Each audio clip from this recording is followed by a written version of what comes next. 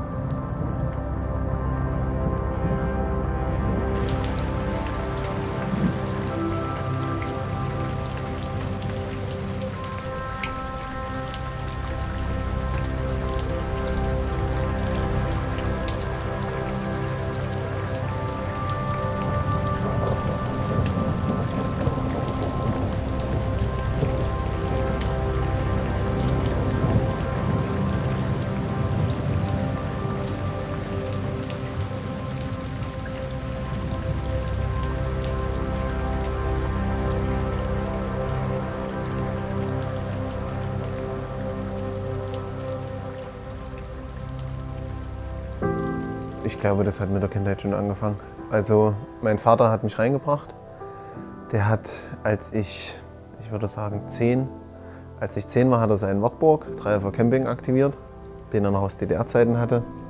Der stand immer irgendwo in der Scheune und ab und zu haben wir den besucht, wie so ein krankes Kind. Und da habe ich mich immer halt reingesetzt und so ein bisschen gespielt und irgendwann hat er den wieder aktiviert. Und mit dem Wartburg gab es dann noch einen IWL-Trollroller geschenkt. Und da hat er sich mit seinem Arbeitskollegen angestachelt. Der hat eine Touren-Abo gehabt, dass die beide Fahrzeuge restaurieren. Die wieder in Gang gebracht. Und da habe ich dann schon mit 10 Jahren immer mitgemacht. Und bei einem Fahrzeug ist es meistens dann nicht geblieben, sondern dann kam halt noch was anderes dazu und das dazu. Und also ich weiß es nicht, ob das jetzt der Geschmack von meinem Vater war, aber generell, weil den Troll hat er restauriert. Aber die anderen Motorräder sind meistens so geblieben. Und da habe ich mich auf jeden Fall auch das erste Mal in ein Motorrad verliebt. Das habe ich dann sogar, da habe ich immer ein Bild gehabt in der Federmappe. Da war das Ding noch nicht mal zusammengebaut, aber ich habe das in der Schulzeit, also wirklich in der Pause oder auch während dem Unterricht, da war ja so eine schöne Federmappe, kannst du mal irgendwelche Scheiße reinstecken und da hat das Bild von dem Motorrad gesteckt. Das habe ich mir immer angeguckt. Nicht vorne nicht aufgepasst, immer nur das Motorrad angeguckt. Und so war dann auch mein Ablauf. Also ich bin jeden Tag nach der Schule halt in der Werkstatt. So habe ich auch meine Kindheit verbracht. Und meine Jugend, also weniger mit Drogenhandel, sondern dann eher ganz normal in der Werkstatt geschraubt, Moped schwarz gefahren und das war's. Und dann hat es halt Ausmaße angenommen. Also ich wollte immer Motorräder, mein Vater war immer mehr so auf DDR-Roller und ich wollte aber echte Motorräder. Also für mich war es immer größer. Ich habe davon nicht so viel Ahnung gehabt. Mein Opa hat mir sehr viel beigebracht und da ging das dann halt schon in die Richtung, wirklich, das muss alt sein. Nicht, weil es cool war. Ich glaube, vor 15 Jahren oder so, da war das noch nicht so in, wie es jetzt ist. Es war einfach authentisch, einfach echt. Und dementsprechend sehe ich das heute immer noch so.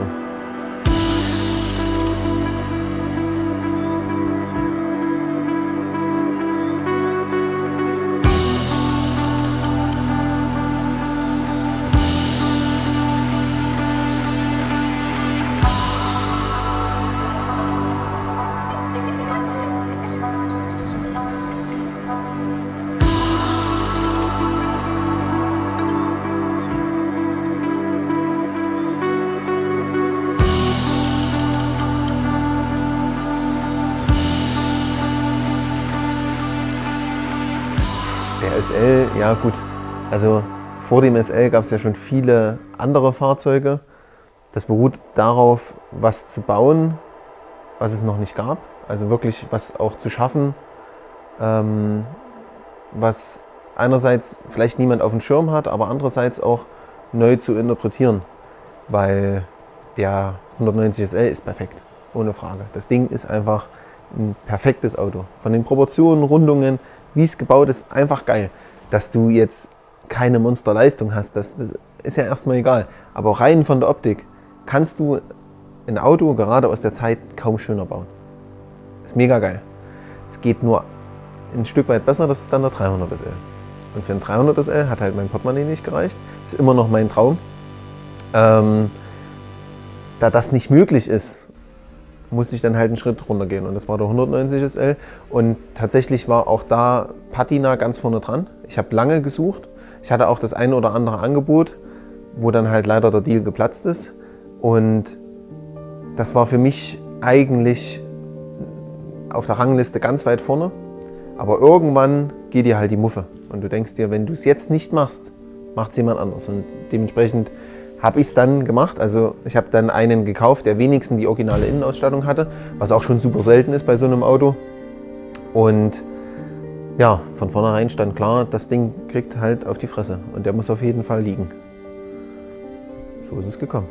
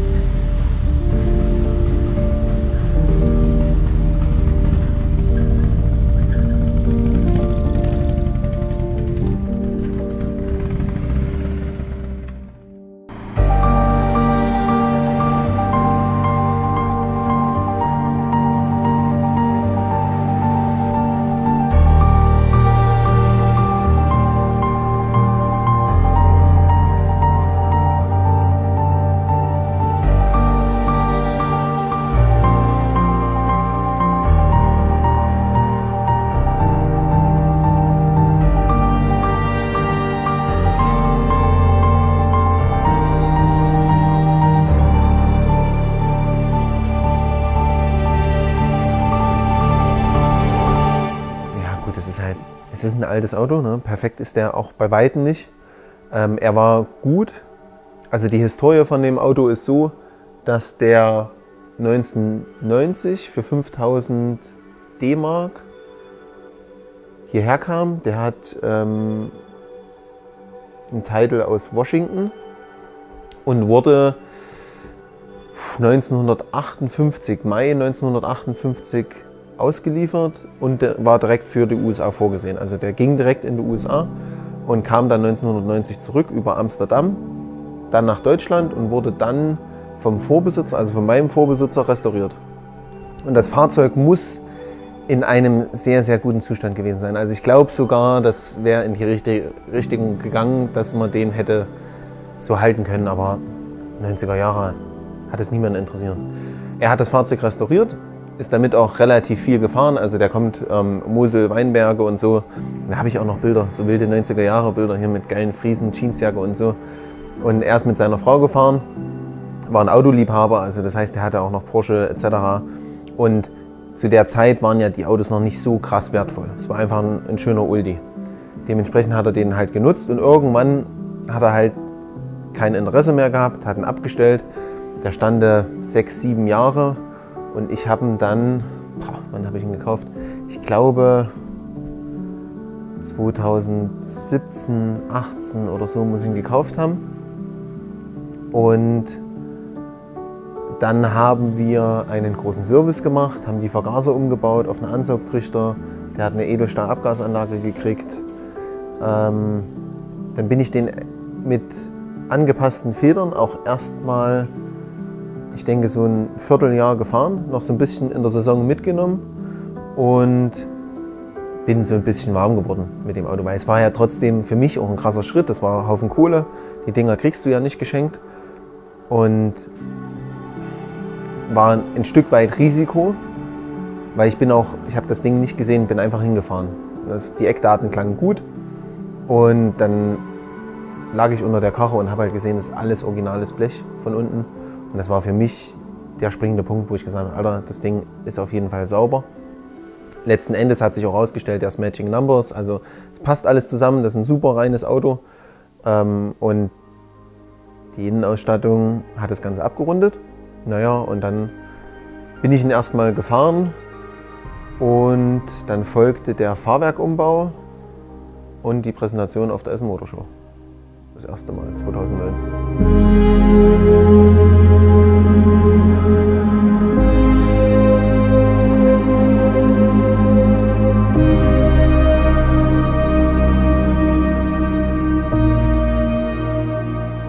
Ja, ist ein perfektes Thema und da freue ich mich auch immer. Das hatte ich jetzt zuletzt erst auf einer Oldtimer-Veranstaltung in Düsseldorf und genau da kamen auch die Stimmen und waren so ältere Leute und haben sich dann so hingestellt und das kann man doch nicht machen. Bin ich hin, habe ich mich daneben gestellt. Hey, das geht echt nicht, oder? Und der Sturz an der Hinterachse, furchtbar. Ja, der Sturz, das geht wirklich nicht. Und da sage ich dann immer zu den Leuten, der Sturz ist gar nicht so schlimm. Das ist normale Achsgeometrie. Das hat der Hersteller so vorgesehen. Durch die Tiefe klappen die Räder einfach ein. Das ist völlig unspektakulär. Sobald er hochgeht, stehen die Räder wieder gerade. Und natürlich, dadurch die Felgen größer geworden sind, einfach durch die Alufelgen, sieht man den Sturz natürlich mehr wie mit normaler Stahlfelge und normalen dicken Reifen. Und dann gebe ich halt immer den Hinweis, dass das Auto erhalten bleibt. Ich kann es jederzeit innerhalb von einem halben Tag wieder umrüsten, dann ist es ein stinknormaler 190 SL, wie auf dem Oldtimer-Treffen vielleicht 10, 20 Mal dastand. Bei Mobile finde ich so ein Auto 100 Mal. Die sehen alle gleich aus. Das sind alles absolut langweilige Autos. Der eine vielleicht ein bisschen schöner, der andere ein bisschen verbastelter und der andere ein Spachtelmonster. Aber das sind Autos, die erzählen nichts. Also das Auto ist schön. Hoch eigentlich sogar richtig hässlich, finde ich. Also ich habe mich schon geschämt damals, wo er hoch war, wo ich ihn geholt habe, muss ich echt sagen. Aber deshalb haben wir dann auch schnell die Federn bearbeitet, dass der wenigstens vorzeigbar war, weil es echt ein absolutes Hochhaus war. Und das sind die leider alle original. Und dann bleibt es aber ja der 190 SL. Und nur durch die Tieferlegung verliert das Auto ja nicht an Charakter. Es gewinnt eigentlich sogar noch an Charakter. Und dementsprechend ist es nicht verschandelt. Natürlich ist es dann halt ich meine, du kannst jetzt so einen älteren Herrn auch nicht vom Gegenteil überzeugen. Interessant ist dabei, dass die drüber schimpfen, es trotzdem fotografieren. Das heißt, es kann nicht so schlimm sein, dass es fotografieren. Und in dem gleichen Atemzug kam dann auch jemand vorbei vom Mercedes-Benz-Forum und der hat halt gesagt, durch das Auto sind so viele Leute, junge Leute, wieder auf uns zugekommen, die sich für die alten Fahrzeuge interessieren. Natürlich ist der 190 SL relativ weit oben von der Preisklasse her, aber es gibt ja auch die Pontons, es gibt die Heckflossen und das sind alles alte Mercedes, die ja was mitbringen. Und die haben schöne Formen, das sind geile Autos und absolut geile Zeitzeugen. Und das ist ja eigentlich das Wichtige, dass du Leute wachrüttelst, zeigst, ey, es gibt auch noch was anderes, außer ein Golf 5 oder ein Golf 7 oder ein R8. Das sind alles geile Sachen. Nur das ist halt dann ein bisschen was anderes und damit fällst du natürlich auch mehr auf.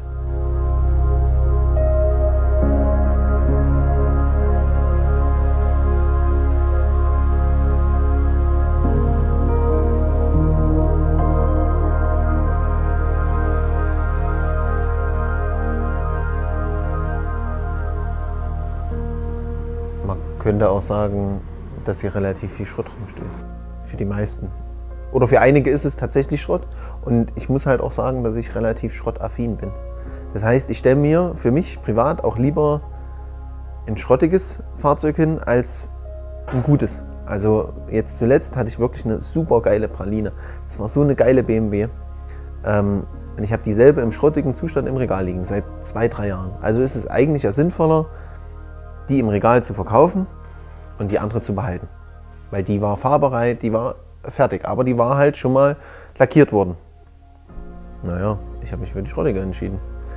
Einfach weil das tendenziell mehr Charakter hat und weil ich dann auch zumindest die Hoffnung habe, etwas zu schaffen. Weil das Motorrad braucht ja noch meine Liebe, das hat es schon bekommen. Und hier kann ich noch Zeit investieren und auch wieder durch das Nachpatinieren oder durch das Anpassen kannst du ja dem Fahrzeug wieder, gibst du dem wieder eine Seele, was es vorher nicht hat. Und so sammelt sich dann halt das eine oder andere Fahrzeug an. Und es ist natürlich dann auch schwer, sich zu trennen. Ich könnte natürlich auch losgehen und sagen, du, ich verkaufe hier vielleicht 2, 3 Sachen und kaufe mir davon was anderes. Kann ich aber nicht, kriege ich nicht hin. Vor dem Problem stehe ich oft. Weil ich weiß dann auch nicht, was ich verkaufen könnte. Ein guter Bekannter hat zu mir gesagt, du kannst das verkaufen, was du dir jederzeit wieder kaufen kannst. Habe ich nichts. Ich kriege nichts wieder. Es ist wirklich so. Alles was, also vielleicht ein bisschen überspitzt, aber ich habe ja auch hinter jedem Fahrzeug, hinter jedem scheiß Schild, was hier hängt, ist eine Geschichte. Die irgendwas, also selbst die behinderte Dekoration, alles was hier irgendwie von uns reingetragen wurde, was hier rangenagelt wurde, alles hat hier eine Geschichte. Und da kannst du hier Stunden mit füllen, woher ich dieses, also wenn du hier ein rostiges Blech in der Hand hast, kann ich dir erzählen, wo ich es her habe. Und was da, woher es kommt, warum ich da war und was daraus resultiert ist. Oder nur so ein Blödsinn. Und das zieht sich halt hier durch, wo die herkommt oder woher die Schilder sind. Und das ist halt, dann überlegst du dir halt auch zweimal und vor allem, wenn es halt geil aussieht, wenn es geil dasteht, dann kann ich es ja nicht wegnehmen. Dann fehlt es ja. Und dann fehlt es in meinem Herzen und dann kann ich es nicht weggeben. Wobei ich halt tatsächlich auch so ein bisschen mein Herz entscheiden lasse. Also ich habe immer so Wackelkandidaten, wo ich dann sage, naja, vielleicht. Und dann überlege ich, was wäre, wenn die weg sind? Fehlen die mir dann? Bereue ich es? Oder können sie gehen? Und danach wird es dann ein bisschen entschieden, aber meistens kommt einfach mehr dazu.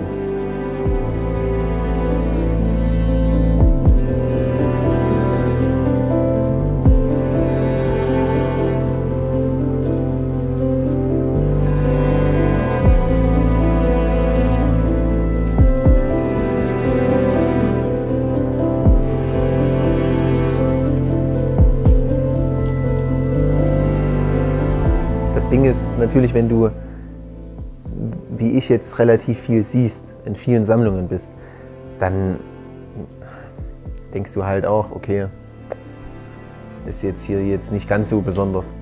Wenn du dann für dich so ein bisschen die Sachen anguckst und rausschiebst, wenn die mal so frei stehen, dann ist das schon geil. Und dann ist natürlich auch immer wieder geil, wenn was Neues dazukommt, wie dieser Bodenfund, die Zündab. Und das kam auch durch eine Messe, durch eine Veranstaltung, da sind die zu uns gekommen und haben gesagt, du, wir haben hier was gefunden, ein Handybild gezeigt. Und da hat er mir gesagt, was machen wir damit? Und ich so, naja, du, das ist schwierig, weil 90–95% ist Müll. Ja, stellt nichts dar. Aber für 5% sicherlich und für mich besonders, es ist das Geilste, was es gibt. Da gehe ich fest. Da gehe ich sowas von fest, weil das Teil, da bist du so ein bisschen Sherlock Holmes, da bist du alles. Ne? Da bist du Archäologe, du siehst das Ding und gehst dann auf Spurensuche, fragst dich, warum ist das so, was ist damit passiert, und damit bist du hier natürlich auch beim Zweiten Weltkrieg. Du kannst dir Geschichten ausmalen, ob sie nun so sind, schwierig zu sagen, aber du kannst zumindest schon nach gewissen Teilen gehen und siehst dann halt echt, okay, das ist mit dem Teil passiert, definitiv, hier war irgendwas kaputt, deshalb wurde es wahrscheinlich weggeschmissen, und dann wirft das ja auch nochmal einen anderen Blick auf die Zeit. Also das ist ja auch immer ganz wichtig, deshalb machen wir ja auch die Videos, und wir hören ja auch Sachen, Überlieferungen und können auch anhand von den Fahrzeugen uns das zusammenreimen. Also das stimmt dann und teilweise ist es dadurch halt auch belegbar und wichtig in die Außenwelt zu tragen. Und deshalb habe ich einerseits für mich natürlich die Faszination und teile die halt auch gerne mit anderen, damit das einfach nicht vergessen wird und halt auch gesehen wird. Weil du kannst jetzt hier nicht, keine Ahnung, 20.000 Leute herholen und vielleicht wollen davon auch nur 10.000 den Müllhaufen sehen. Und die nächsten 5.000 wollen es anfassen. Und das dürfen sie nicht. Das ist verboten. Ja.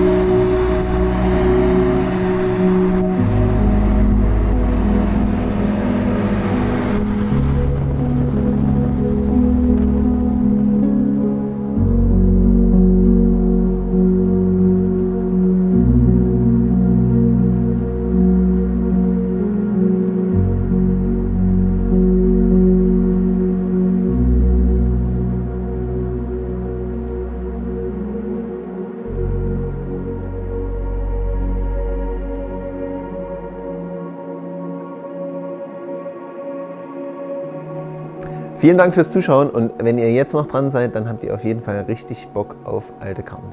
Vielen Dank dafür, lasst einen Like da, abonniert den Kanal und schaut auch gerne bei uns vorbei, denn da findet ihr noch mehr Schrott, richtig geilen Schrott, der geil klingt, geil aussieht und auf jeden Fall auch Spaß und Lust auf mehr macht. In diesem Sinne, vielen Dank, ciao.